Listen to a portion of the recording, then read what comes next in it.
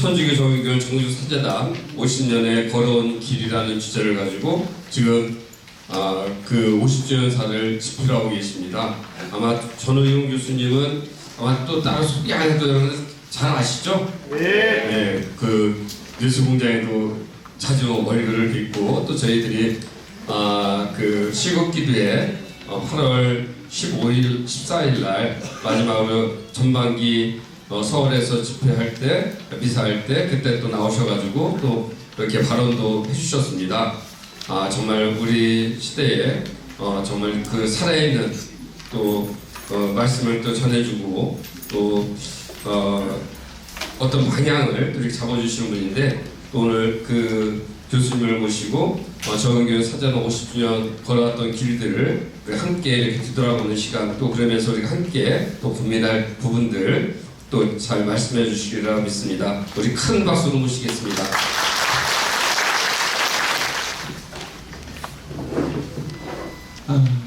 사제단 창립의 역사적 배경에 관한 제 생각을 좀 말씀드리겠습니다. 첫 번째는 너무나 잘 아시다시피 제2차 바티칸 동의교회인데 이제 거기에 있는 역사적 과정을 정리 좀 하겠습니다.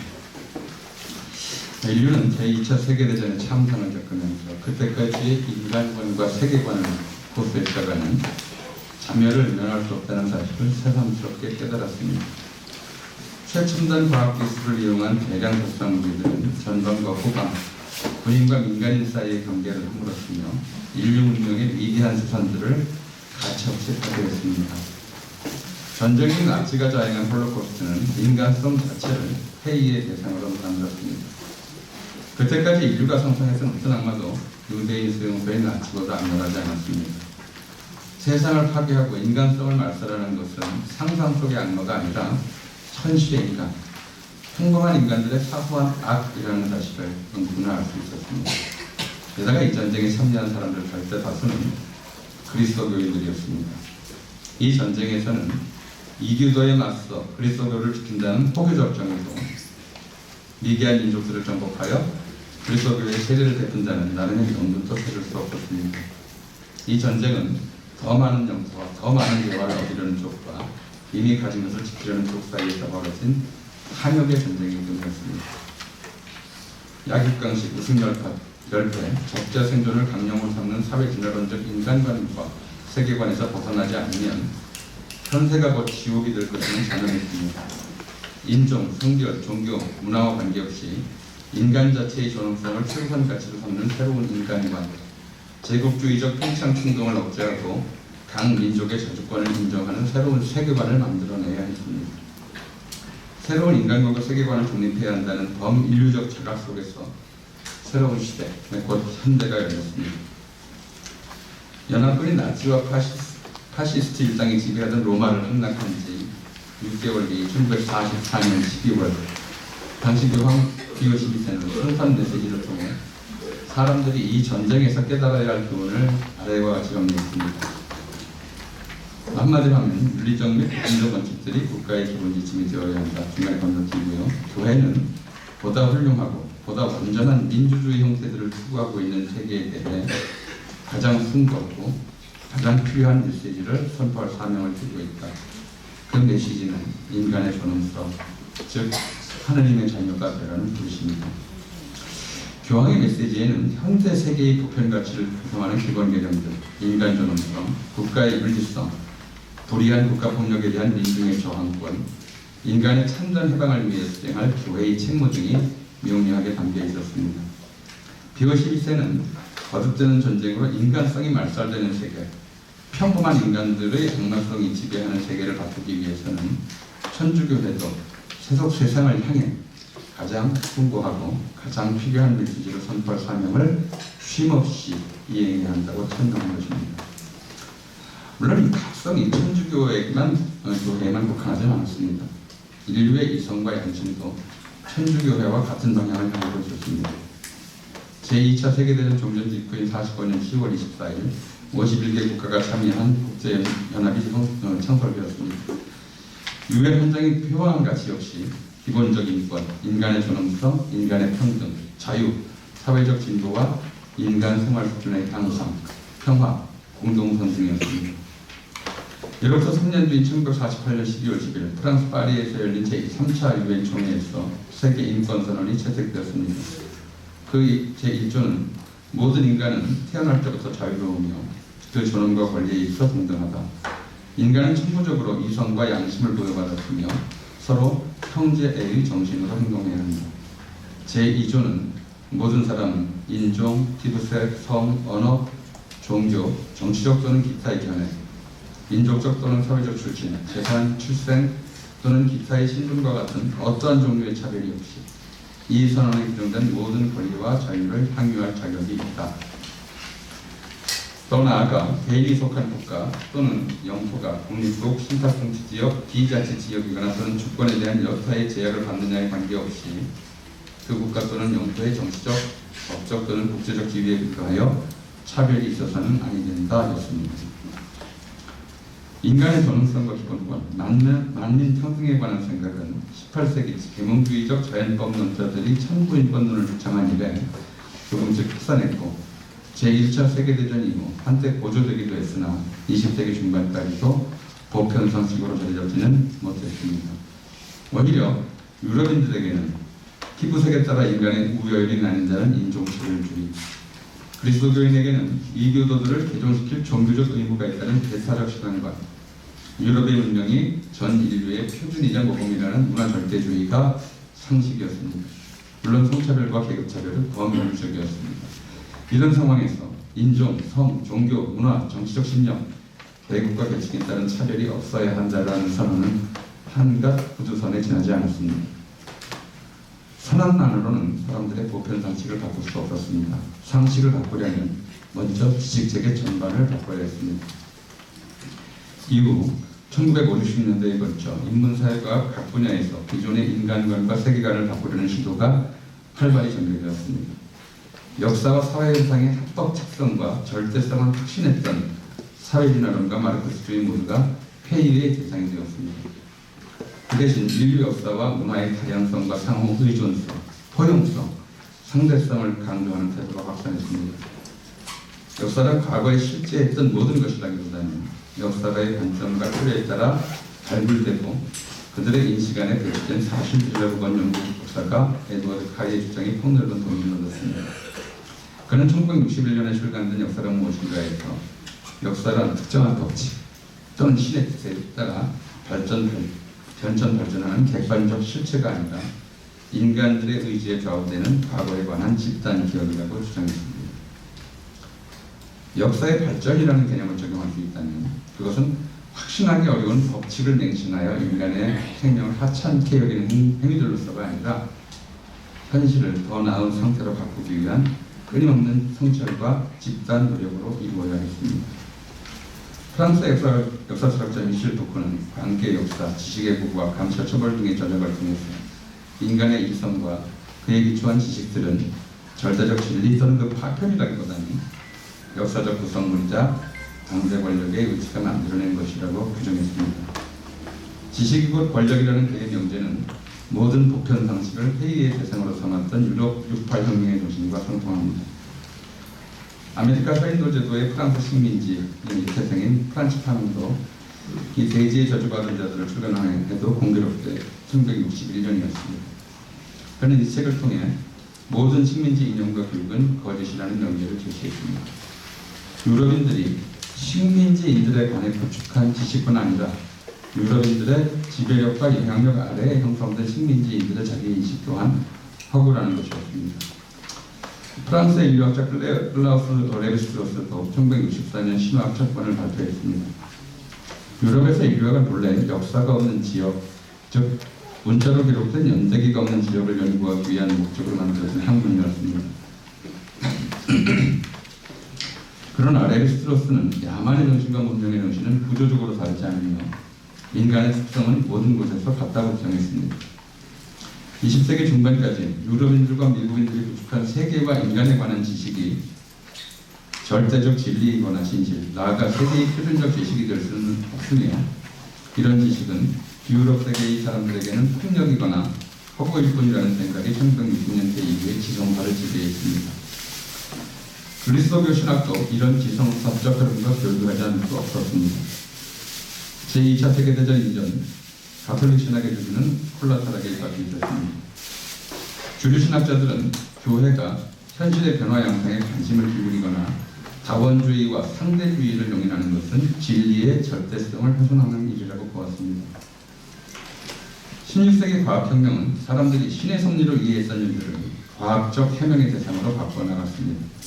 20세기에 들어와서는 신이 아니라 과학을 통해 진리에 도달할 수 있다는 믿음이 폭넓게 자리 잡았습니다.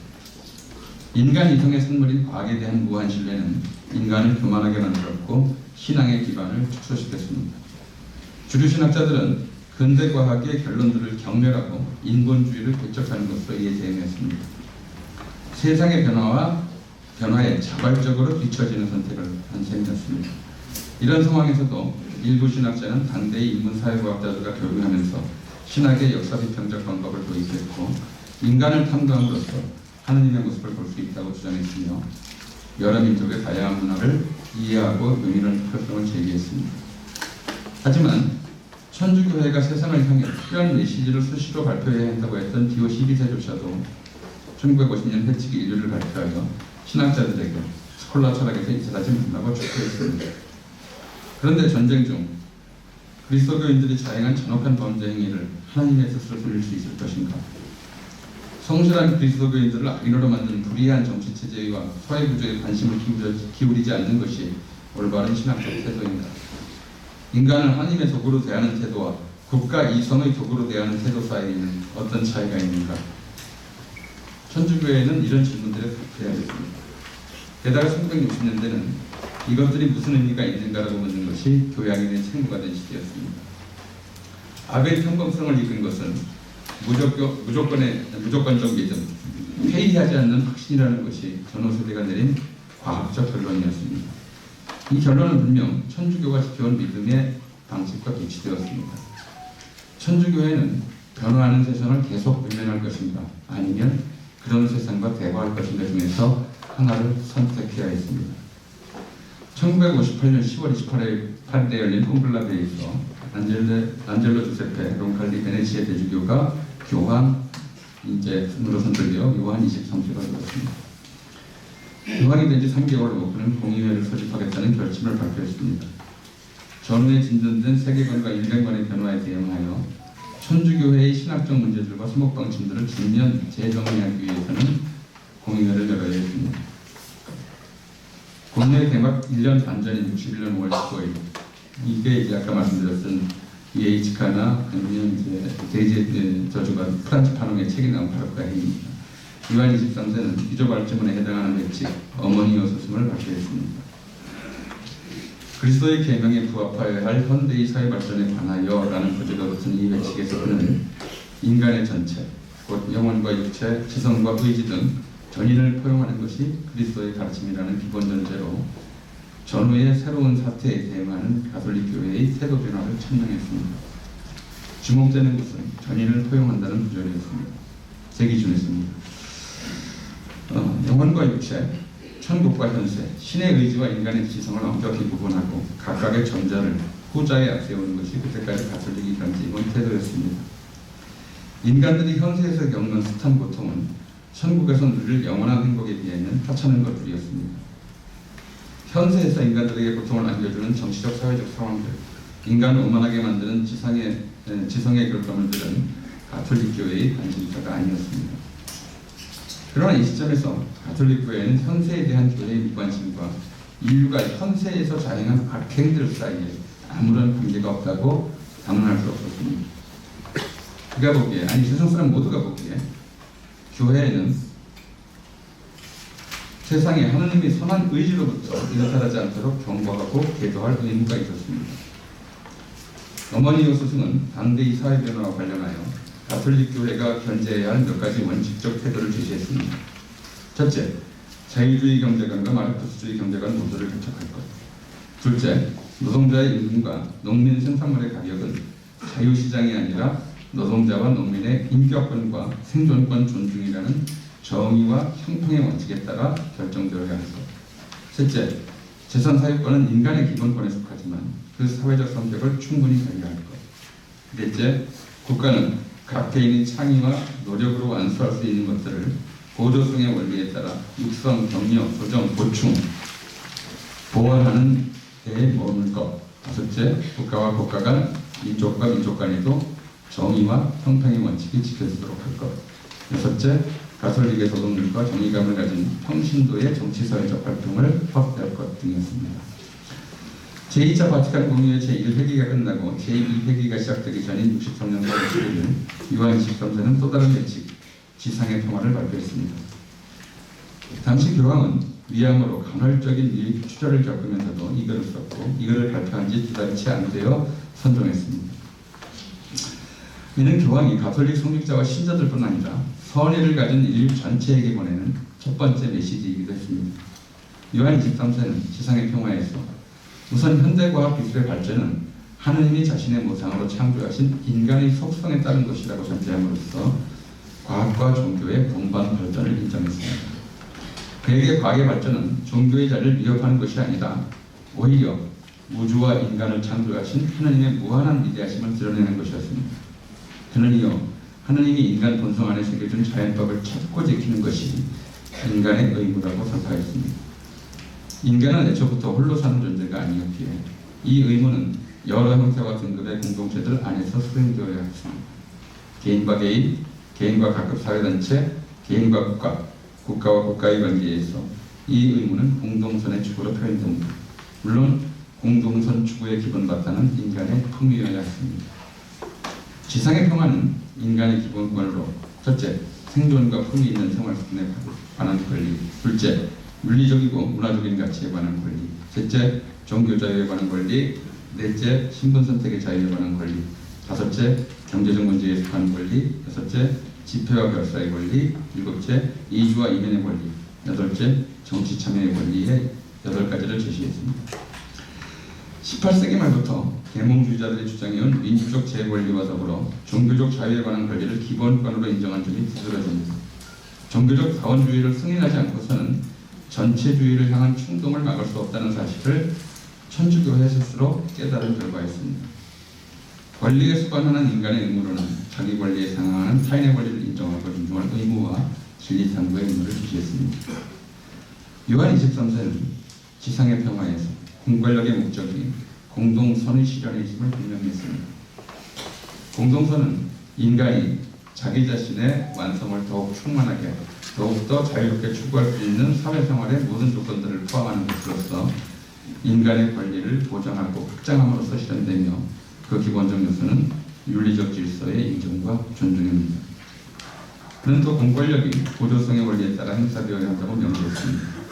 가정, 사회단체, 국가 등 각급 공동체들의 역할은 그 구성원들의 권리를 확장시키는 데에 있는 것이기에 그들을 자기 안에 용인시키려 들어서는 안 된다는 것입니다. 그는 또 정의와 형평의 원칙에 따라 한 국가 내 그리고 국가 간의 경제적, 문화적 불평등을 완화, 해소하기 위한 노력이 필요하지만 그 방법이 급진적이어서는 안 된다고 단언했습니다. 점진적 성장이 모든 분야에서 자연법적 원칙이라는 것입니다.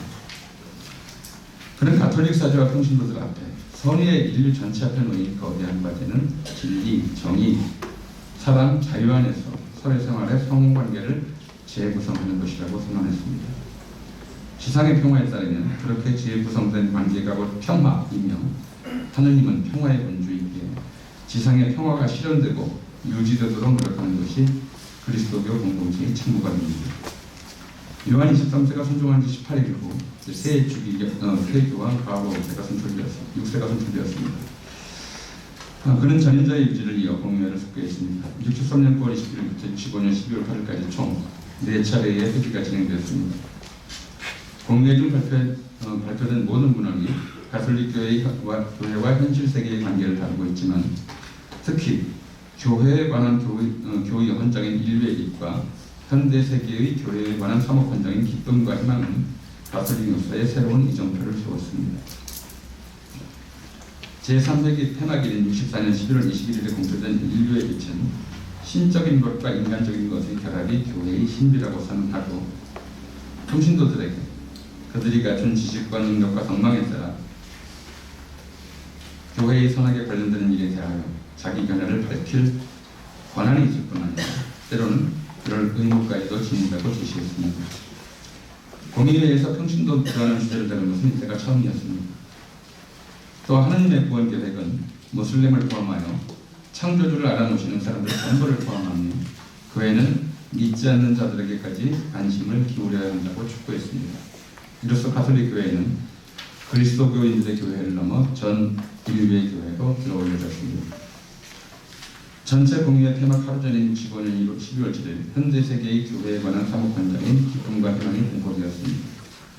기쁨과 희망은 기쁨과 희망, 슬픔과 고뇌, 현대인들, 특히 가난하고 고통받는 모든 사람의 것은 바로 그리스도 제자들의 기쁨과 희망이며 슬픔과 고뇌입니다.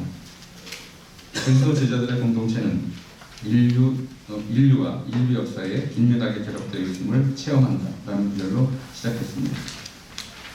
가톨릭 교회가 전체 인류와 더불어 세상 한가운데 있음을 선언한 것입니다. 이 헌장은 사목자들에게 인간의 영혼뿐 아니라 전인적 삶 전체가 세상과 맺는 관계를 유심히 살펴야 하며 늘 시대의 징표를 탐구하고 그를 복음의 빛으로 해석해야 한다고 촉구했습니다. 또 신학도, 과학, 역사학, 철학의 최근 연구와 발견의 성과들과 교류해야 한다고 언명했습니다.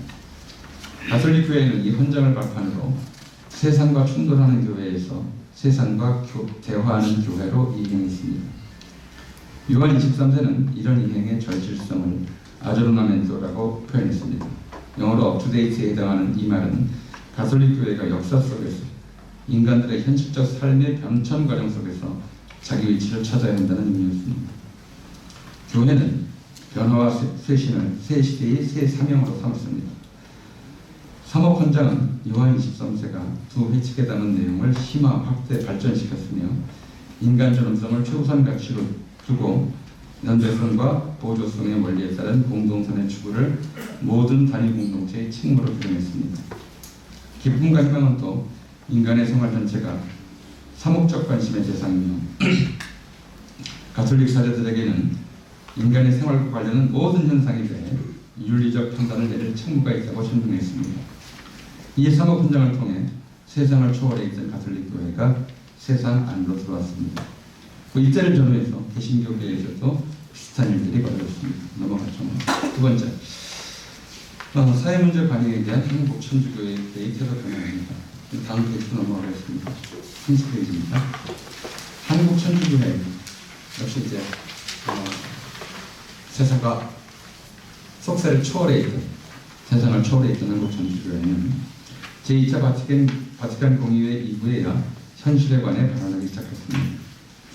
66년 5월 12일부터 4월간 명동성당에서 한국 천주교 주교회의 총회가 열렸습니다.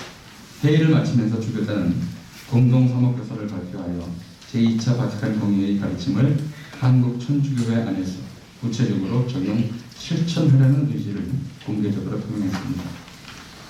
사목교서는 제2차 바티칸 공의회가 교회 사상 위중유의 업적이며 이를 계기로 한국 천주교회도 개인적 불연관에서 벗어나 공동체적 신앙으로 나아가야 한다고 천명했습니다. 67년 6월 30일 주교단은 우리의 사회 신조라는 사목교서를 다시 발표했습니다. 이 교서는 제2차 바티칸 공의회의 가르침을 충실히 따른 것이었지만 당대 한국 사회 현실과는 정반대 방향을 지향했습니다.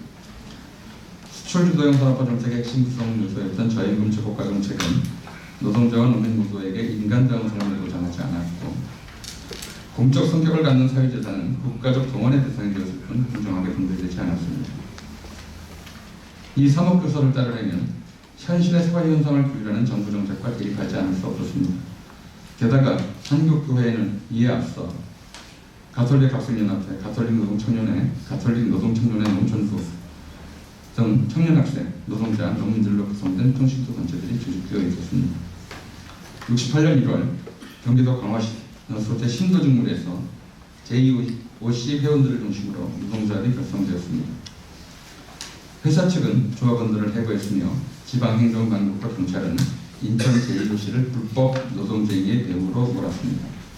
당시 제2OC 총재주교이던 김수환 주교는 이 문제를 주교회의에 올렸고 주교회의는 2월 9일 사회정의와 노동자관의 공헌을 위한 주교단 공동성명서를 발표했습니다. 이것이 한국천주교회 최초의 시국성명서에 해당됩니다. 이로부터 반년 후인 68년 7월 23일 대전 주교조 성당에서 한국 가톨릭 평신도 서도적 희귀회가 창립되었습니다. 제2차 바티칸 공의회가 65년 11월에 발표한 평신도 사도직에 관한 결의령을 이행하기 위한 한국 천주교회의 후속 조치였습니다. 70년 8월 24일에는 조항청 정평회의의 권고에 따라 한국천주교 정의평화위원회가 창립되었습니다. 71년 제7대 대통령 선거를 앞둔 4월 21일 김수환 추기경은 평온한 질서와 공정선거를 주시하겠다는 내용의 성명을 발표했습니다. 한국천주교회가 정치 문제에 대해 직접 언급한 최초 사례였습니다. 박정희가 국가비상사태를 선언하기 직전인 11월 14일 평신도의 날에는 한국천주교 지도단이 전국 가톨릭 신자들과 선의 모든 형제들에게 보내는 공동교서 오늘의 부조리를 극복하자를 발표했습니다. 요한 23세 회칙 어머니 수승과 제2차 바티칸 공의회 사무판장 기쁨과 희망의 내용을 그대로 축약하다시피 하는 교서에서 주교단은 경제발전의 성과가 극소수 특권층에게 집중됨으로써 노동자와 농민은 오히려 도탄에 빠져있다고 지적하고 공동선을 추구하며 인간 존엄성을 최우선 가치로 삼는 것이 가톨릭 신자와 선의의 모든 형제들이 사회생활에 계속 견제해야 할 원칙임을 설명했습니다. 또 당면한 구체적 문제로서 민주주의 국가에서 위정자가 초법적 권한을 행사해서는 안 되며 국민도 국가 운영에 책임의식을 가져야 하고 기업주들은 기업을 봉사수단으로 여기고 노동자들에게 정당한 임금을 지불해야 합니다. 상인들도 매점 매석 등으로 가격을 조작하는 행위를 하지 말아야 한다. 나아가 가난하고 억압받는 이들이 대변인이어야 하는 교회는 농업인들에게 경제성장의 정당한 혜택이 돌아가도록 힘써야 하고 특권과 특혜, 뇌물 등 사회의 온갖 부조리를 척결하는 데 앞장서야 합니다. 이런 문제들을 해결하기 위해서는 무엇보다도 신앙에 의지하고 양심을 회복해야 한다고 밝혔습니다. 이 공동교사는 조심스럽고 우회적인 표현들을 사용했지만 한국천주교회가 불의와 폭압의 체제와 대결할 수밖에 없음을 예고한 것이었습니다. 박정희가 불법으로 헌정중단을 선언하기 직전인 72년 1월 15일 김수환 추기경은 시국 메시지를 발표하여 국가보위법과 정보정치 철폐, 영세 시민의 기본 생존권 보장, 남북 정치 지도자들의 전쟁 포기 선언, 남북 대화의 선행 조건으로서 부정부패와 사회학 제거 등을 촉구했습니다. 박정희 정권의 반민주적 효과를 정면으로 비판한 추기경의 이 메시지는 수많은 사람에게 용기를 주었습니다. 당시 대학가에서는 프로테스탄트가 국교가 되고 국교가 오히려 프로테스탄트가 되었다는 풍자가 나돌기까지 했습니다. 하지만 박정희 정권은 정의와 양심의 소리들을 묵살하고 유신 쿠데타를 강행했습니다. 유신 체제는 한국 사회 전체를 동토로 만들었습니다. 천주교인들뿐 아니라 한국인들 모두가 공포 속에서 침잠했습니다. 하지만 사랑과 정의의 온기는 동토를 영구히 방치할 수 없었습니다. 세 번째, 천주교 원주교구의 반부패 민주운동인데 그냥 이건 잠깐만 말씀드리겠습니다. 근데 원주는 특히 70년대 전반기 원주는 한국탄광의 최연국 선생, 그 최기업 씨가 그 부친 최기업 씨가 운영하던 한국탄광과 원동성당, 주교자 성당의 지역선주교 두 분이 이제 전국에 도망다니는 민주화 인사들을 끌어모으는 이슈였기 때문에 민주화 인사의 민주 인사들의 구성들이 가장 높은 지역이었습니다. 그리고 이에 앞서 이제 71년 9월쯤 원주 MBC 부정 비리 사건이 일어났고 여기에 대해서 원주 MBC의 주주였던 원주교구가 공개적으로 항의를 시작했죠. 그러니까 지역 순조교와 원주교구 33쪽입니다. 사제 신자들은 그해 10월 5일 원동성당에서 부정부패 기소를 위한 특별인사를 동원하고 가두로 나서다가 경찰에게 저지당하자 성당에서 철야 농성을 벌였습니다. 이것이 천주교회가 세상의 일에 항의해서 집단 행동에 나선 우리나라 최초의 일이었습니다. 넘어가겠습니다. 34쪽 위에서 두 번째 단대의 한국사회는 일제강점기에 흡사했습니다. 먹는 것, 입는 것까지 통제하는 저질 정체 권력은 시민사회가 형성될 여지를 허용하지 않았습니다. 학교, 군대, 공장 등 대규모 인원을 수용하는 시설은 계속 늘었지만 시민들이 자율적으로 모여 정치적 의사를 표현할 수 있는 공간은 거의 없었습니다. 사람들을 조직화하고 서로 의견을 나눌 수 있는 곳은 교회와 학교뿐이었습니다. 3.1운동 당시 민족대표가 종교계의 대표들로 구성되었던 것처럼 박정희 정권 때에도 종교 지도자들만이 그나마 다중을 동원하고 정치적 의사를 표현할 수 있었습니다. 김재준, 강원룡, 박형규 등 개신교 목사와 지하순 주교가 대표적이었습니다. 모든 비판을 포괄적으로 말살하려 했던 박정희 정권에게 개신교와 천주교계의 민주 지도자들은 눈의 가시와 같았습니다. 정보기관과 경찰은 지하순 주교와 그 주변 사람들을 늘 감시했고 빌미만 찾으면 바로 사회에서 격리할 태세를 갖추고 있었습니다.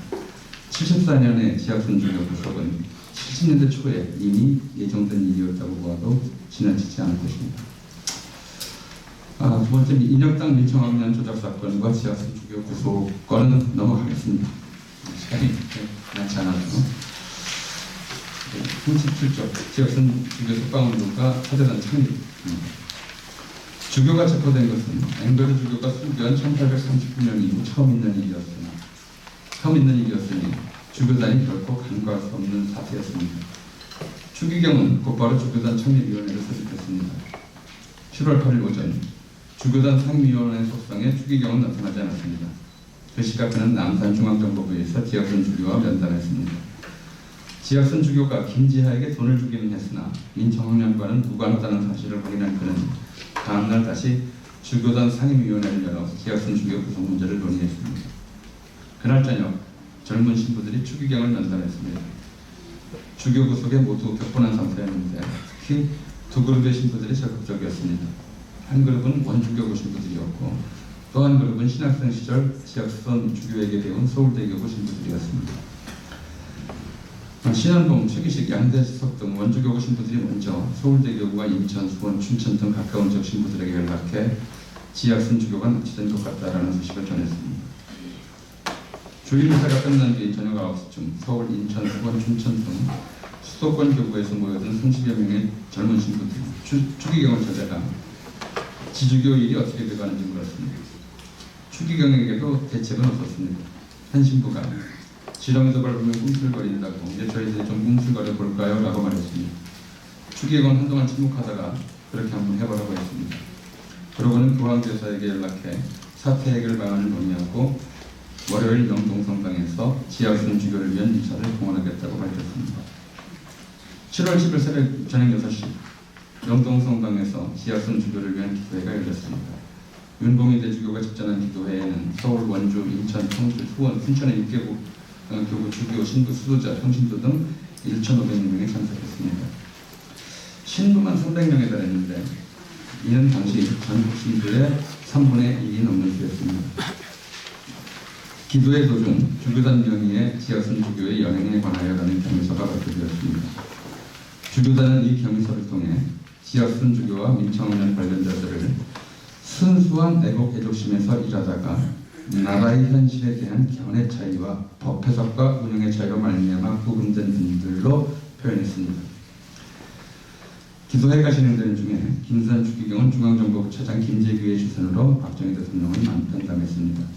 그 직후인 밤 9시 30분 지하순 주교가 풀려났습니다. 성무동굴 앞에서 철야 기도를 올리기로 결의했던 신부와 수도자들은 강행 여부를 둘러싸고 토론을 벌였습니다. 지주교만이 아니라 감옥에 갇힌 사람들의 석방을 위해 계속 노력해야 한다는 말에 동의하는 사람 1,000여 명이 나왔습니다. 사제들의 목표를 지하순 주교 석방에서 모든 양심수 석방으로 옮기는 결정이었습니다. 철야 기도회에서는 가톨릭 합생회를 지도해온 오태순 신부가 조직력을 발휘하여 4,50명 단위의 토론 모임들을 만들었습니다. 사제들은 매주 월요일 각 교구로 다니며 미사를 봉헌하거나 기도회를 열고 의견을 모으기로 합의했습니다. 지하순 주교는 동생 지학사면집에 연금되었습니다. 추기경은 다시 중앙정보부에 요청하여 그를 샬트르성 바오로스로 옮겼습니다. 10월 11일 비상보통분법회의 제2심판부는 민청학년과 인혁당 재건이 관련 21명에 대한 선거 공판에서 서도원 도의종 등 7명에게 사형을, 김한덕, 유진군 등에게 7명에게 무기징역, 나머지 7명에게 징역 20년에 자격정지 15년 등을 선고했습니다. 13일에는 비상군법회의 제1심판부가 민청학령 사건 선고 공판에서 이철, 유인태, 여정남, 김지아 등 7명에게 사형을, 유근일, 황인성, 서중석 등 7명에게 무기징역을, 나머지에게 징역 15년에서 20년형을 선고했습니다. 원주교구 신자 몇 명이 지하순 주교를 찾아가서 다른 사람들은 다 감옥에 있는데 이렇게 혼자 나와 계시면 안 된다고 말했습니다. 교황 전뿐 아니라 일본 가톨릭 교회도 지하순 주교 문제에 관심을 기울이던 상황이었습니다. 12일 일본 가톨릭 정평회는 한국에서 일어나는 모든 인권 침해에 대항하고 정의를 위한 세계적인 여론을 촉진 형성하자고 전 세계 교회와 선의의 국민들에게 호소했습니다. 비상군법회의 검찰부는 지하순 주교도 내란 선동 및 긴급조치 145 위반 혐의로 기소했지만 천주교 주교를 공산주의자 일당으로 모는 것은 부담스러울 수밖에 없었습니다. 지하순 주교를 인혁단과 민청 학년에서 떼어내는 것이 사법살인을 강행하기에는 편했을 것입니다. 7월 15일 성모병원에 있던 지하순 주교는 먼저 외신 기자들에게 성명서를 발표했습니다. 그는 이 성명서를 통해 김지아에게 돈을 준 것은 사실이나 유혈데모나 폭동을 일으키기 위한 자금으로 준 것은 아니고 자신은 부정부패와 1인 장기집권, 인권유린 때문에 현 정부에 반대하며 이외에는 어떠한 말이 나오더라도 타의에 의한 강박에서 나온 것임을 알아주기 바란다고 밝혔습니다. 지주교의 성명 다음날 중앙정보부는 성모병원 입원실에 열거했으며 비상고통군법회의 검찰부는 내란 선동 및 긴급조치 145 위반 혐의로 그를 다시 기소했습니다. 7월 22일 저녁 가톨릭 수도자연합회가 명동공방에 모여 지주교를 위한 기도회를 가진 뒤 촛불을 들고 행진했습니다. 한국 현대 민주민권운동의 상징이 된 촛불 집회의 발단이었습니다. 이날 지하순 주교는 살트르 성 바오르스원의 서정열 수녀에게 손으로 쓴 양심 선언문을 주고 사제로 십장을 쳐달라고 부탁했습니다. 다음날 오후 지하순 주교는 병원에서 나와 성모동굴 앞에 모인 사제와 수자들, 신자들 앞에 섰습니다. 그는 미리 준비한 양심선언문을 읽었습니다. 이 양심선언 형식의 진상 공개는 이후 민주화 인권운동 방식 중 하나가 되었습니다. 지하순 주교는 양심선언문을 발표하자마자 추기경과 사제들이 보는 앞에서 정보 부원들에게 끌려갔습니다. 7월 25일 명동 공방에서는 전국 성직자 150여 명과 평신도 600여 명이 참석한 가운데 긴 추기경 등의 집전으로 지주교와 구속 중에 있는 정의로운 사람들을 위한 미사가 봉헌되었습니다. 이날 주교들도 다시 성명을 발표하여 사회교회를 가르치고 실천하는 것은 종교의 의무라고 설명했습니다. 27일 중앙정보부는 기주교의 양심선언에 관여한 혐의로 원주교구 양대석 신부를 연행했습니다. 30일에는 원주교구 사제 30여 명과 신자 1천여 명의 명동성당에서 고통받는 모든 이와 지주교를 위한 기도회를 개최했습니다. 이번에는 지주교가 뒤로 들어갔습니다. 8월 1일 지하순 주교에 대한 첫 공판이 열렸고 9일에는 비상군제 검찰부가 지주교에게 징역 15년, 자격정지 15년을 경했습니다. 8월 12일에는 재판부가 구형제로 선고했습니다.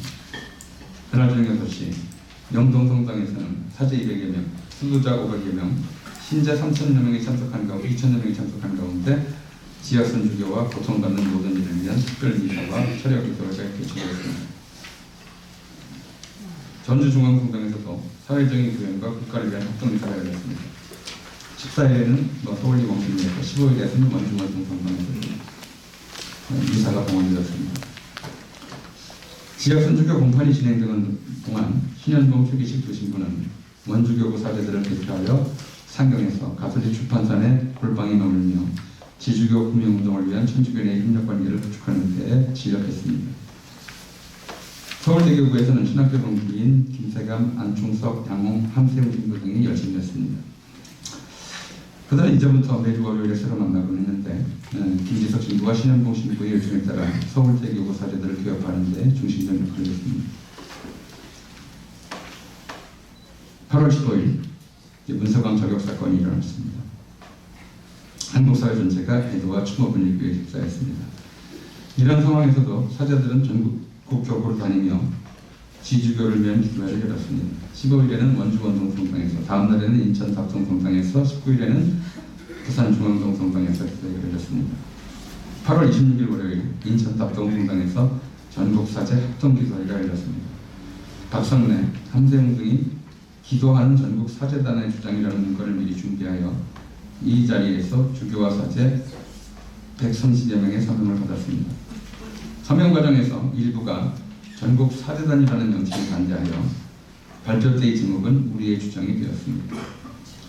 지역 선주교 투옥 관련된 천주교계의 지속적인 공동 대응이 필요하다고 판단한 사제들은 교부의 경계를 넘어 사제들끼리 연대 체계를 만들었고, 당시 가톨릭대학교 성서학교에서 박성래 신부를 대표로 함세웅 신부를 총무로 지명했습니다.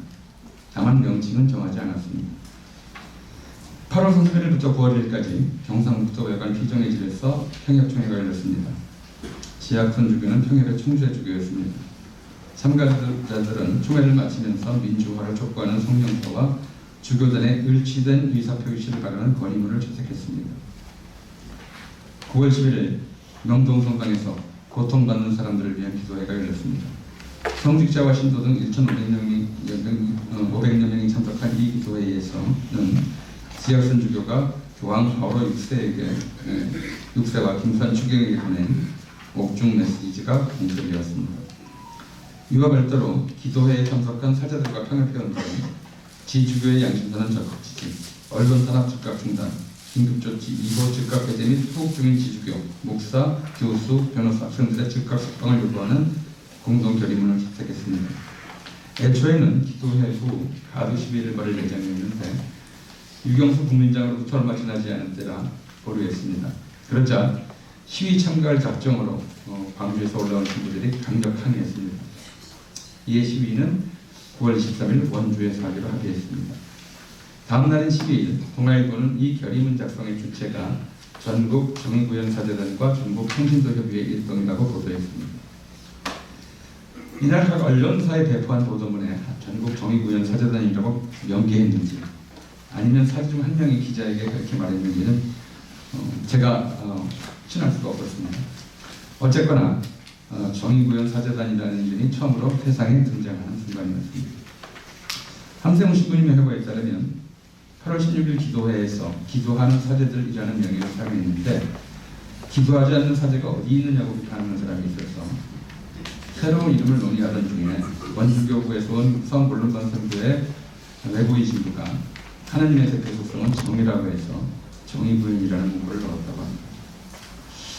9월 10일부터 함세웅 신현봉 신부들은 각국으로 다니면서 단체 결성에 동의하는 신부들의 서명을 받았습니다.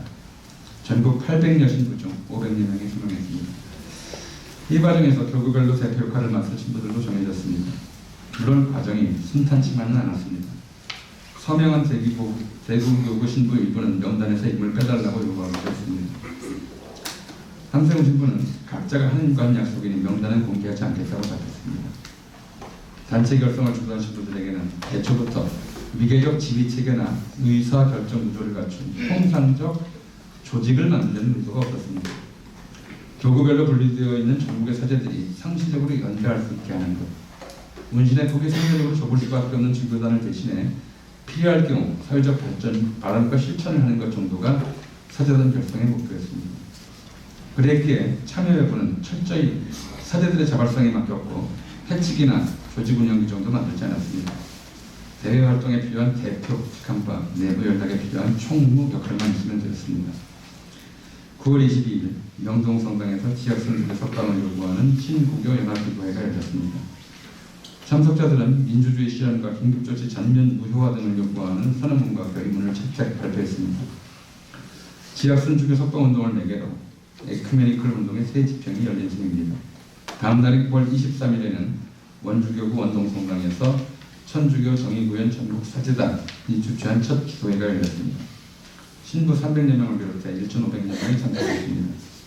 기도회가 끝난 후 원주교구 신자들이 꼭 원주에서 데모를 하고 가라고 요구했습니다. 지역 선주교가 원주교구장인데 다른 교구 신자들처럼 기도만 하고 마는 것은 좀 부끄러운 일이라고 생각했을 것입니다. 게다가 그들에게는 71년 부정부패 축방운동 때 가드 시위를 한 경험도 있었습니다. 사제단은 그 요구를 받아들여 성당 앞을 막아선 경찰을 밀어내고 성당 밖으로 나갔습니다. 이게 사제단의 첫 번째 가도 시위였습니다.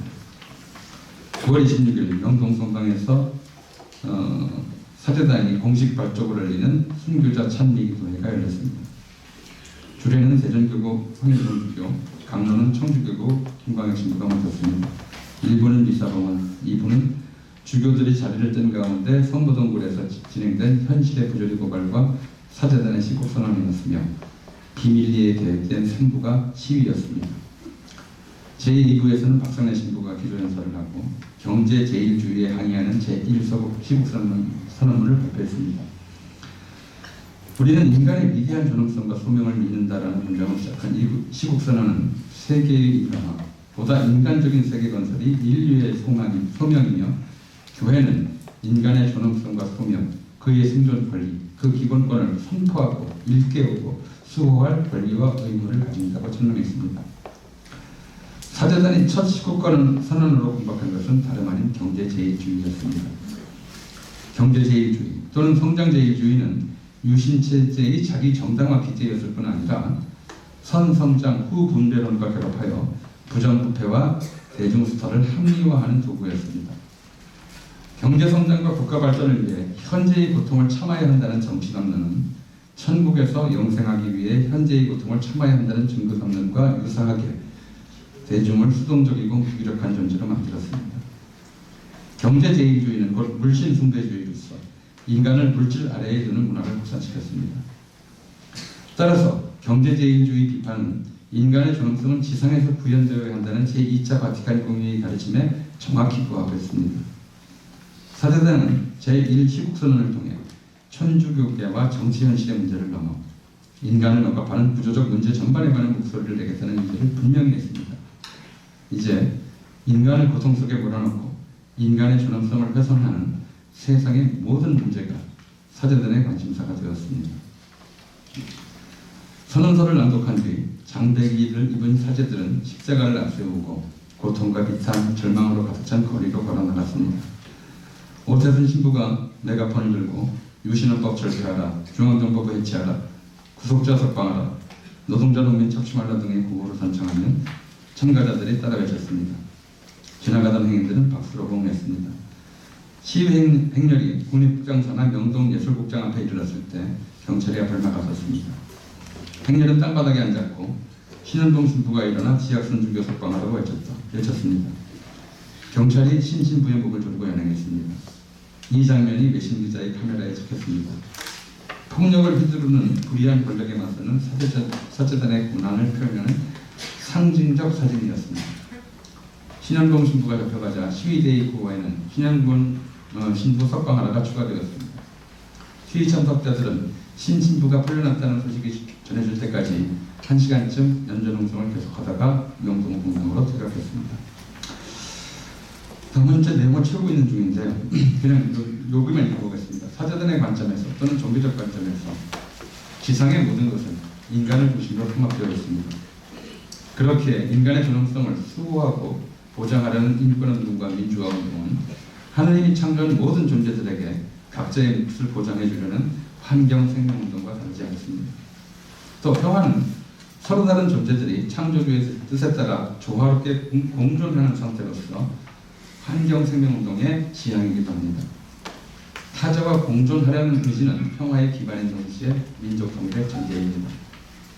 지난 반세기 동안 사제단이 펼쳐온 인권수호, 민주화운동, 민중생존권 보장운동, 환경생명운동, 반전평화운동, 통일운동은 언제나 통합되어 있었습니다. 지금도 그걸 하고 계시죠. 보통 사단의 관점에서 오염된 바다와 흔들리는 민주주의는 다른 범주에 속하는 문제지만 사제단의 관점에서는 같은 문제입니다. 따라서 사제단의 운동을 인위적으로 구분하여 일정한 분류체계 안에 나누어 배치하는 것은 이 통합성을 깨뜨리는 무리한 시도입니다. 하지만 제가 아는 근거가 아직 수직 배열 분류로 이어지는 분석 방법의 대안을 찾지 못했습니다. 그래서 사제단 활동의 전체상을 제대로 드러내는데 분명한 한계가 있음을 인식하면서도 편의상 몇 가지 범주로 나누어서 정리를 해코하고 있습니다. 목사님 좀 그냥 참고만 하시고요. 네. 이건 뭐 50년사의 역사라기보다는 이걸 쭉 50년사를 제가 살아보면서 좀 느낀 제 소감을 붙여봤습니다. 지난 반세기 동안 50일쯤입니다. 한국에서 천주교 정의구현 전국사재단은 언제나 암흑 속에 세상을 밝히는 횃불이었고, 옳은 일을 하다가 박해받는 이들과 정의롭지 못한 사회에서 고통받는 이들을 지켜온 방패였습니다. 움츠려 있는 시대의 양심을 느끼고는 우레였습니다. 사재단은 투옥과 폭행, 음해 등 불의한 정권의 탄압에 위축되지 않고 거리미사로 단식기도로 오체투지 삼보일대의 고행으로 이 땅의 정의를 구현하기 위해 끊임없이 분투해왔습니다. 제2차 바티칸 공회에는 세상의 만연한 불의를 강조하고 정의를 구현하는 것이 사제들의 책무라고 주장했습니다.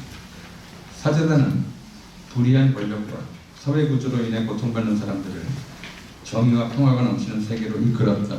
모세가 되기를 꿈꾸었으면서도 늘 십자가를 지고 골고타 언덕을 오르는 예수 그리스도의 모습을 재현하는 일만 반복해왔습니다. 사제단이 겪은 고난의 역사가 우리 사회의 민주화와 인권 진영에 크게 권한 것은 분명합니다. 광주항쟁의 진실도, 전두환정권 보도지침의 진실도, 박종천 고문살인 사건의 진실도, 한참 그 앞에 아까 말씀하셨습니다만 삼성 비자금의 진실도, 이태원 참사 희생자들의 이름도 사제단을 통해 세상에 처음 알려졌습니다. 지난 수십 년간 억울한 일을 당하고도 의지할 데 없는 사람들이 가장 먼저 떠올린, 아니면 가장 마지막으로 떠올린 이름은 천주교 정의구현 전국 사제단이었습니다. 그러나 사제단의 번호는 왜 창립 반세기가 지난 오늘날에도 끝나지 않는가? 창립 20주년 기념했을 때 당시 이영희 교수는 이런 말씀을 하셨습니다. 우리 사회에 할수록 정의가 구현되어 사제단이 해산되길 바란다. 그런데 어쩌면 50주년까지도 여기서 모여야 하는 것이 아닐까 하는 두려움이 있다. 이렇게 말씀하셨습니다. 오늘 이 자리는 이영희 선생이 25년 전에 두려워했던 일이 실제로 이루어졌다는 걸 보여주는, 정확히 얘기하시는 기준입니다.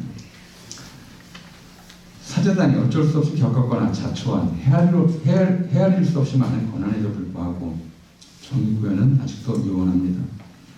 오히려 근래에는 사제단을 대놓고 정치하는 사제들이니 종북구현 사제단이면서 매도 조롱하는 극우적이고 반인도적인 목소리가 공공연히 나오고 있습니다. 물론 사제단이 박정희 전두환 군사독재의 정면으로 맞서 싸웠을 때나 통일운동과 국가보안 폐지운동에 앞장섰을 때도 사제단을 비난하는 사람들은 있었습니다. 하지만 사제단이 사익을 추구하기 위해 고난을 감내한다고는 감히 주장할 수 없었기에 비난은 종교가 현실에 관여하는 방식이나 대북 포용자사를 문제 삼는 데 그쳤습니다. 공동선을 지향하거나 이타심을 표현하는 행위 자체를 미선이나 나쁜 사상에 오염된 결과로 해석하는 사람이 늘어난 것은 비교적 최근의 일입니다. 1961년 교황 요한 23세는 패칙 어머니오 소송에서 교황 레오 13세가 1891년에 발표한 패칙 새로운 사태에 관해 언급하면서 1891년의 시대를 이렇게 정리했습니다.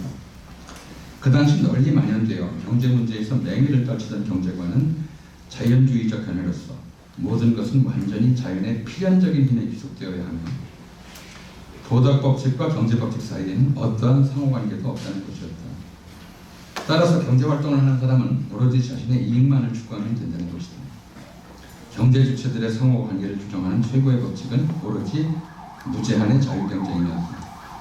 국가 권력이 어떤 형태로든 경제활동에 개입하는 일은 최대한 피해야 한다는 것이다.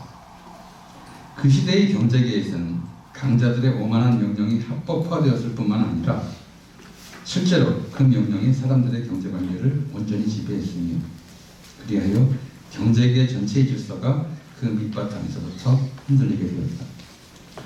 요한 23세 이 언령은 과거에 대한 회상인 동시에 미래에 대한 예언이게 됐습니다. 세계 대공황과 제2차 세계대전을 겪으면서 그 파괴적이고 반인도적인 성격 때문에 파탄에 이르렀던 자유주의 경제관은 1980년대 중후반부터 소생하기 시작해서 소련 동유럽 사회주의 체제가 붕괴한 뒤 다시 전 세계를 휩쓸었습니다. 이른바 세계사의 직업 변동이 진행되던 시기에 우리나라는 87년 6월 항쟁, 88년 서울올림픽, 90년 한수수교, 92년 한중수교를 겪었습니다. 옛사람 수출 시장의 확대, 87년 노동조 대주장 이후 실질임금의 증가 등이 힘거 90년대 초에 한국 경제는 대중소비 시대에 접어들었습니다. 반면 소련 동유럽 사회주의 체제의 붕괴와 중국에서 진행된 시장주의적 개혁개방 정책이 본격화는 북한을 경제적으로 고립시켰습니다. 남한 사회가 대중소비 시대 진입을 구가하던 바로 그 시점에 극도의 빈곤과 기근이 북한을 휩쓸었습니다. 극단적으로 대비된 양측의 상황은 이념의 지각 변동을 촉진했습니다. 한국 사회의 미래에 대해 마르크스주의적 전망을 가지고 있는 사람들, 특히 북한 체제를 동경했던 사람들 상당수가 전향했습니다. 그런데 당시까지 한국 사회를 지배해온 이데올로기는 반공주의 하나뿐이었습니다. 전형자들이 보기에 공산주의 몰락이 현실화하고 소련 중공과도 수교한 나당에 간공주의만으로는 사회를 지배할 수 없을 것 같았습니다. 그들은 당대 세계사조였던 신자유주의, 즉 그냥 시장주의죠. 19세기 시장주의로 반공주의를 대체하거나 보완해야 한다고 생각했습니다. 막스주의적 방법론을 채용했던 경제사업자 중에서 남한의 급속한 경제성장 과정을 찬미하고 북한의 지배를 격렬 혐오하는 사람들은 80년대 말부터 나타났습니다. 그들은 일본의 식민지배에 의해 한국 사회가 중세적 낙후성에서 벗어났으며 전후 남한 경제가 급속히 성장한 원인은 식민지배에 적응했던 한국인 엘리트들의 경험을 그대로 계승한 데 있다고 주장했습니다. 이른바 식민지 근대화론. 그들은 식민지 역사와 단절을 선언했던 북한의 상대 현실을 반면 교사로 제시했습니다. 이들은 시장의 확대와 발전, 즉 경제 성장을 역사 발전과 동치하고 시장형 인간을 인간성의 표준이자 모범으로 설정했습니다. 시장형 인간이란 인간의 여러 면모 중 시장에서 표출되는 면모만을 절대화한 추상적이고 이데올로기적인 인간을 말합니다. 주어진 조건에서 자기 이익을 극대화하기 위해 합리적으로 선택하는 인간이 시장형 인간입니다. 이들은 시장형 인간들의 합리적 이기심이 사회를 효율화하고 경제를 성장시키며 역사를 발전시킨다고 강변했습니다.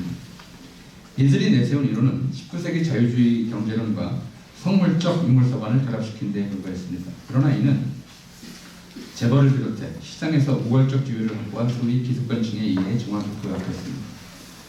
1998년 시장주의자들과 반공주의자들의 정치적 결합체로 시대정신이 만들어졌고 2002년에는 이들과 지형을 같이 하는 사람들에게 뉴라이트라는 이름이 붙었습니다. 2005년에는 뉴라이트 전국연합이誕生했습니다. 하지만 이들은 올드라이트와 대립하면서 자기의 새로움을 드러내려 하지 않았습니다.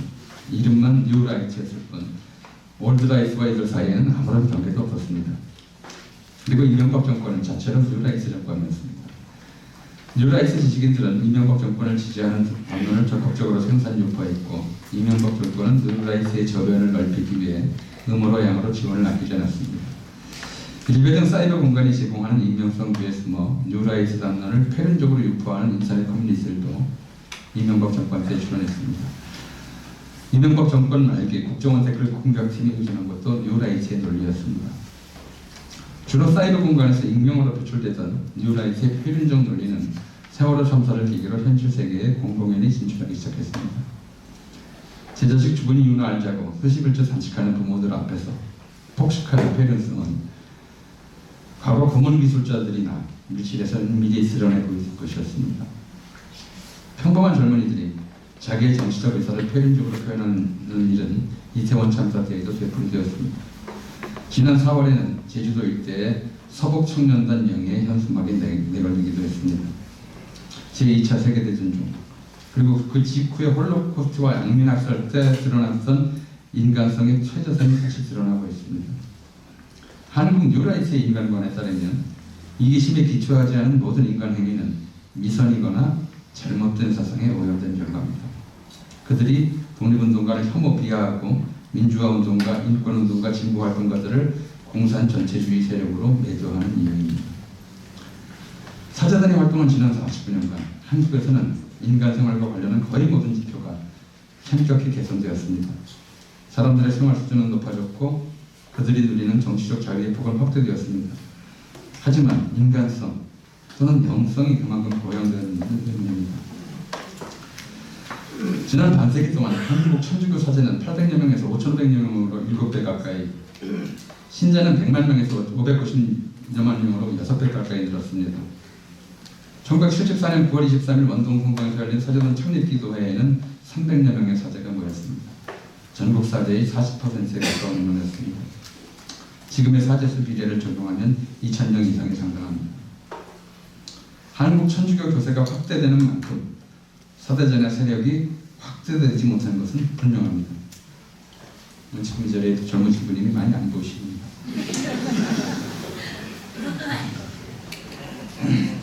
물론 1970, 80년대 활동했던 다른 운동단체들과 비교하면 경이로울 정도의 강인성과 경고성을 보여준 것은 사실입니다. 80년대, 70, 80년대 민주화와 정의구현을 위해 분투했던 수많은 단체가 이름을 바꿨거나 아예 역사 속으로 사라졌습니다. 정부, 학교, 교회, 기업, 관련단체와 이들 각각에 속한 공식기구 외에 지금 50년사를 세상에 내놓을 수 있는 임의단체, 민간단체가 사제단 말고 또 있을지 저는 아마 없을 거라고 생각합니다. 사제단의 강인성과 근거성은 정의구현이라는 궁극의 과제, 현실에서는 완전히 실현될 수 없는 종교적 과제를 설정하고 그를 달성하기 위해 쉼없이 걸어온 데서 연유합니다. 이는 사제단이 십자가를 지고 골고타 언덕을 오르는 예수 그리스도의 행보를 거듭 되풀이할 수밖에 없었던 이유이기도 합니다. 직선제 개헌 정신이, 언론 자유 정신이, 사상과 표현의 자유 정신 같은 현실의 과제들은 해결과 동시에 생각하지만 하느님의 정의는 현실에서 완벽하게 보여줄 수 없습니다. 제2차 바티칸 공회에는 사제들에게 불의로 가득 찬 현실을 정의에 가깝도록 이끌라고 가르쳤고 사제단은 지난 반세기 동안 그 가르침 이행에 맞습니다. 그러나 시장주의가 횡행한 지난 10여 년간 사제단이 한국 천주교회에서 고립되고 있는 것은 아닌가 하는 의문을 지울 수 없습니다. 2013년 국정원 대선 개입 규탄 과정에서 발족한 이른바 대한민국 소천주교회 모임, 약칭 대수천은 이후 뉴라이트 정치세력의 일원으로서 사사건 사제단을 공개에 공격하고 있습니다. 물론 지난 20여 년 한국 개신교계에서 일어난 주목할 만한 변화에 비하면 천주교계에서 대수천이 등장한 것은 오히려 사소한 문제입니다. 80년대 개신교 하면 우리가 목사를 떠올리는데 요즘엔 정광훈 목사가 떠오릅니다. 어느 날 한국의 대형 개신교회들은 뉴라이트 시장주의의 본산으로 주목되고 있습니다. 그와 비교할 정도는 아니지만 천주교회가 시장주의에 침입되는 경향도 무시할 수 없습니다. 명동성당에 붙었던 민주화의 성지라는 별명이 역사용어로 바뀐 지는 이미 오래되었습니다. 중세는 물론 제2차 바티칸 공의회 때까지도 교회는 시장과 명백히 대립하는 장소, 기구, 공동체였습니다. 시장에서는 인간의 이기심이 배출되었던 반면 교회에서는 인간의 이타심이 고양되었습니다. 20세기 중반의 요한 23세는 물론 19세기 말에 레오 13세도 시장이 비인도적, 반윤리적으로 작동하도록 방치해서는 안 된다고 분명히 밝혔습니다. 자기를 노예로 팔겠다는 사람이 있다고 해서 노예 시장이 생겨서는 안 되는 것처럼 부정식품 이하라도 사 먹겠다는 가난한 사람이 있다고 해서 비인도적 식품 시장이 생겨서도 안 되고 최저임금 이하라도 받고 일하겠다는 다급한 사람이 있다고 해서 반인간적 노동시장이 생겨서도 안 됩니다. 근데 이건 이제 윤석열 대통령 후보 시절에 했던 공약이에요. 교회는 국가와 함께 시장이 비인도적, 반인륜적으로 작동하지 않도록 규제하는 역할을 수행해 왔습니다. 따라서 교회는 인간성이 시장형으로 고착되지 않도록 하는 영적인 보루이기도 했습니다. 그러나 자유주의 경제관의 벌과 에티리스를 갖다는 시장형 인간을 인간의 표준이자 모범으로 만들고 있습니다. 자본주의가 먼저 발전한 유럽에서도 20세기 중반까지는 사람들이 일생 동안 시장에서 보내는 시간과 교회에서 보내는 시간은 대략 비슷했습니다. 그러나 20세기 중반 이후 사람들의 생활 공간 곳곳이 시장으로 변했으며 최근에는 공간적 제약에서 벗어난 상거래도 일반화했습니다. 이제 시장은 스마트폰을 통해 사람들의 손바닥 안으로까지 들어왔습니다. 게다가 시장은 헌금한 만큼 은총을 베풀며 착하게 살라고 설교하지 않습니다.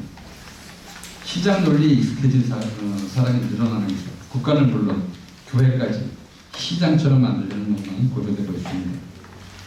모든 인간관계를 거래와 경쟁으로만 파악하는 사람들에게 정부는 용역 제공업체와 같아야 하며 교회는 엔터테인먼트 업체와 비슷해야 합니다. 실제로 유럽에서는 오래된 성당들이 자체로 관광상품이자 의례 장소와 의장 대여업체처럼 되었다고 한탄하는 사람들이 나왔지 오래입니다. 시장에 대립하면서 시장을 규율하고 견제하던 교회가 이제 시장의 일부로 편입되었다는 지적을 반박하기 어렵습니다. 합리적 이기심이 역사를 발전시키는 주술적 믿음을 채워간 사람들은 공동선 추구, 이타심, 연대의식 등 교회가 가르치고 권장해온 선함을 위선이나 호의의식으로 치부합니다. 지난 수십 년간 세상 모든 것을 시장화하고 세상 모든 일을 시장 논리로 해석하려는 사람이 급속히 늘어났습니다. 시장화는 현대의 두드러진 특징입니다.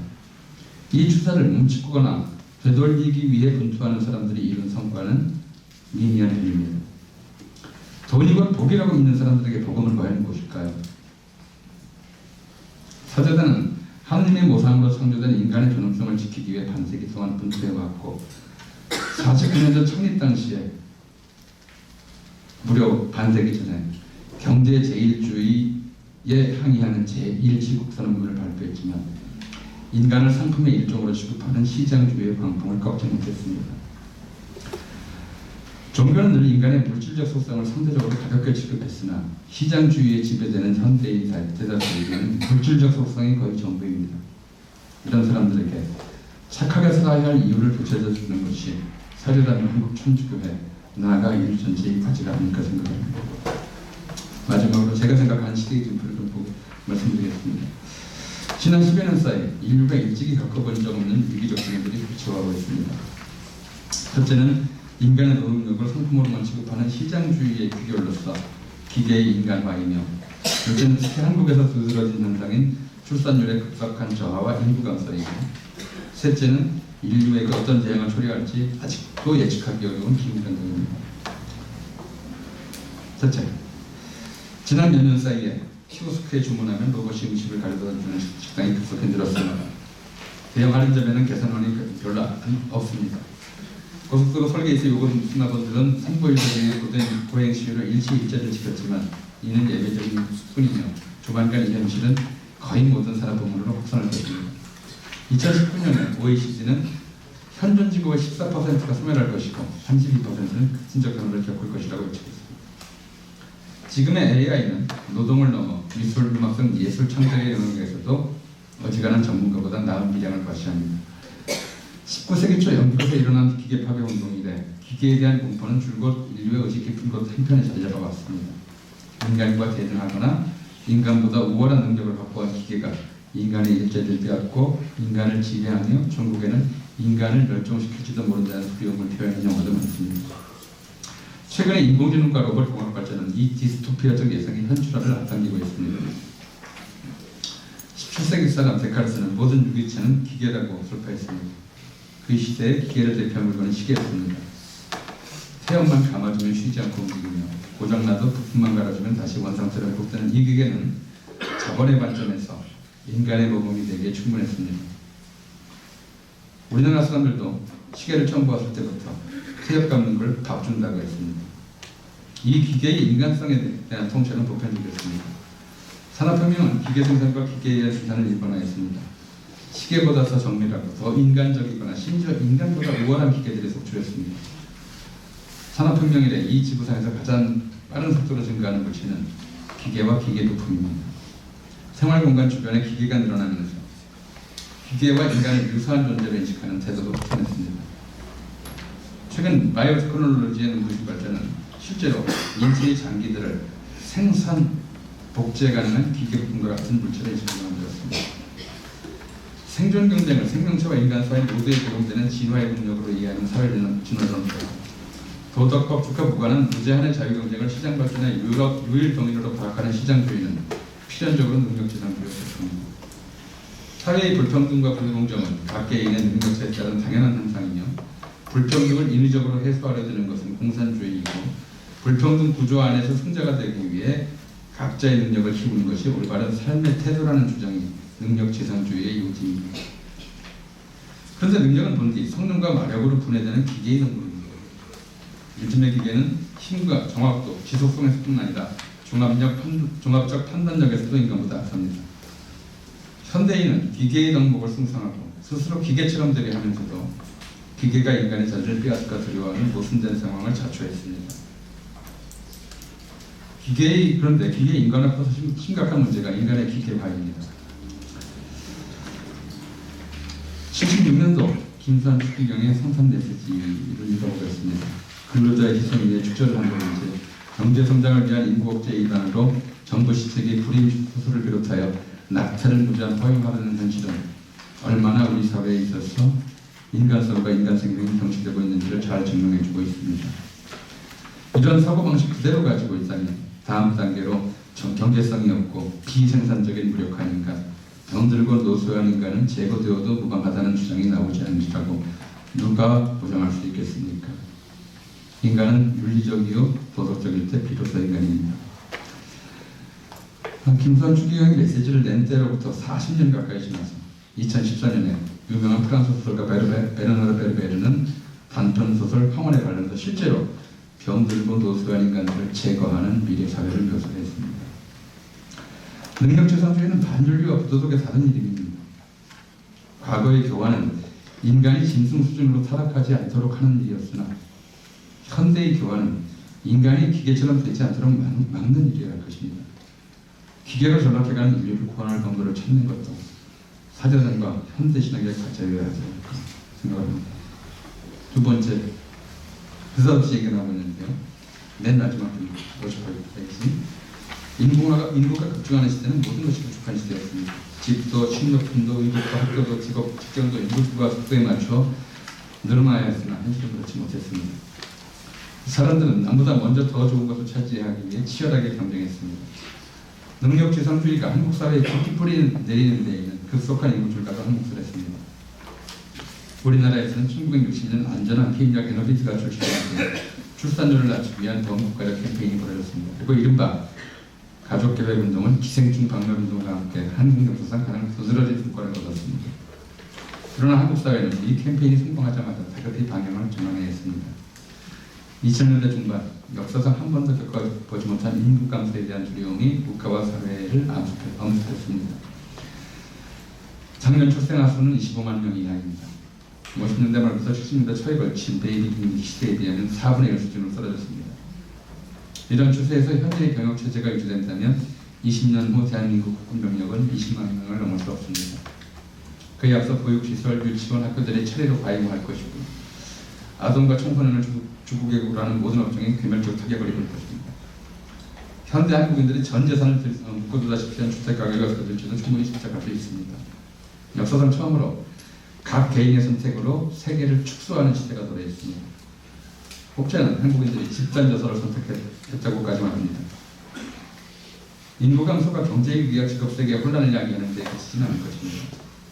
인구 감소에 대한 두려움은 개인 단위로까지는 파급되지 않습니다. 개인에게는 오히려 인구 감소가 안녕하다고 느껴지는 부분입니다.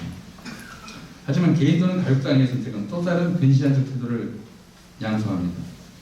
인간의 시선은 자식과 손자와 후손을 통해 먼 미래까지 닿습니다. 자기 생존 기간까지만 내다보는 사람과 자식과 손자와 손자가 살 세상까지 걱정하는 사람의 시간관과 가치관이 같기는 어렵습니다. 인구 감소 시대가 불러올 또 하나의 위기는 인간이 생각하는 미래가 짧아질 수 있다는 점입니다. 시야에서 영원히 사라지면 영원한 가치에 관해 생각할 이유도 사라집니다. 지역별 출산율 통계로 보자면 젊은이들에게 안정적 직장과 적절한 주거를 제공하지 못하는 사회경제 현상이 저출산의 1차적 원인임은 분명합니다. 그런데 당사자들은 주로 비용과 기대 상실을 미루는데 그들은 아이를 자기가 원하는 대로 키우려면 돈과 시간이 많이 들고 돈과 시간을 들인다고 해서 원하는 바가 이루어진다는 보장도 없으며 자기가 원하는 대로 자라지 않으면 아이의 인생이 불행해질 것이라고 생각합니다. 그래서 아이를 낳아주는 것보다는 반려동물을 입양해 기르는 편이 낫다고 주장하는 사람도 적지 않습니다. 타인뿐 아니라 자기 자신, 심지어 태어나지 않은 아이까지 투자 대상이나 상품, 물질로 여기는 태도가 많이 나는 것도 저출생 현상의 주요 원인으로 보입니다. 물론 향후 수십 년간은 인구 감소 추세를 바꿀 수 없을 겁니다. 하지만 물질화의 수렁에서 헤어나지 못하면서 스스로 영원을 생각하지 않게 된 인간들을 방치해서도 생각합니다. 어떻게 하면 물질화와 비교의 충동에 사로잡힌 인간들에게 해방의 메시지를 전하고 정적 생존의 기쁨을 되살려줄 수 있을 것입니다. 역시 사제단이 고민하셔야 될 문제라고 생각합니다. 세 번째, 지난번 기후변화에 관한 정부 간 협의체는 향후 10년 내에 적극적인 탄소 감축 노력을 하지 않으면 기후재앙을 피할 수 없을 것이라고 경고했습니다. 이에 앞서 2014년 영국에서는 기업이 사용한 전력 100%를 재생에너지로 충당하자는 아리백 캠페인을 시작했습니다. 우리나라 전국 여러 곳에는 기후위기 시기가 설치되어 있습니다. 연평균 기온이 1900년을 기준으로 1.5도C 상승할 때까지 남은 시간을 표시하는 시기입니다. 인간은 자연에 이기면서 자연에 대립하는 유일한 존재입니다. 인류 역사는 곧 자연개조와 개발의 역사였습니다. 하지만 산업혁명 이전까지 인간의 자연개발은 자연으로 환원될 수 있는 정도에 머물렀습니다. 인류가 자연을 회복 불가능한 정도로까지 개발할 수 있게 된 것은 주로 화석연료를 사용한 원동력 덕이었습니다. 우리나라에서 개발을 부재하는 점의 자연 파괴는 1965년 한일협정 체결 이후 일본에서 청구권 자금으로 건설 중정 뒤 370년대를 들여온 이후에 본격화했습니다. 이후 수출주도형 산업화 과정에서 공해물질 생산 공장이 다소 생겼지만 민간 차원의 공해 반대 환경보호 운동은 1982년 한국공해문제연구소가 설립되면서 비로소 시작됐습니다. 93년에는 각 지역의 공해 반대 운동단체가 연대하여 한국환경운동연합을 창립했습니다.